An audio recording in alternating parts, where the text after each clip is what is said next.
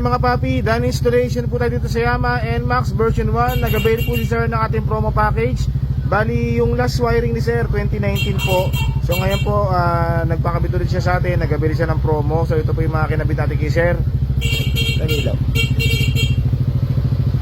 DSK D5 Max 80 watts. So yan po yung bagong kinabit. So dyan sa loob nilagay stainless bracket. Tapos yung dati niyang mini driving light, ayan po, nasa tipos pa. So yan po yung nakakabit dati. So nandyan pa rin yan. So ito, ilaw nung DSK D5 Max. Ayan po yung low beam nya, white. Ang high beam, yellow. Okay. Switch mo yung sa dating mini drive ni sir. Ayan, high beam. Ayan. So pakita ko sa inyo, ito yung ginamit nating switch. Bali sa package, nag-upgrade po si sir. Ito yung kinabit natin sa kanya. Tie switch version 3, left switch, right switch. Bali ang conversion na ginawa natin, yung sa old na MDL nya, ito yung pinaka low beam kasabay ng ilaw ng switch. Tapos pag nag high beam kasabay ng headlight. Yung DSK D5 Max naman po, dito natin nilagay yung switch, yung 3-way switch na yan.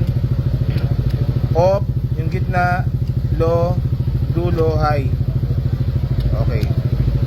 Tapos meron na tong passing switch, itong ating tie switch. So dito po, yan. Bali pag naka-off yung mga MDL, pwede mag-passing. Okay. Low beam, passing. Ayan, high beam, passing. Ayun, magkakasabay ng nagpa-passing yung dalawang MDL pag naka-low beam tsaka naka-high beam. Okay, so ito po yung ating kinabit na busina, blow punk, shell horn. So ito yung horn selector, dito natin nilagay sa switch na yan. Pag naka-off, stock horn, long press, rapid, switch, blow punk, shell horn, long press, magka-rapid. Okay, so hindi na pinakabit ni sir yung combo light. So kahit bumusina, hindi sasabay yung MDL nya. Sige, busina. Wala. Okay, hindi sumasabay yung driving light. Then meron tayong built-in na hazard switch. So ito naman po yan. Kasama na yan sa tie switch. Hazard, front and rear. Front, rear.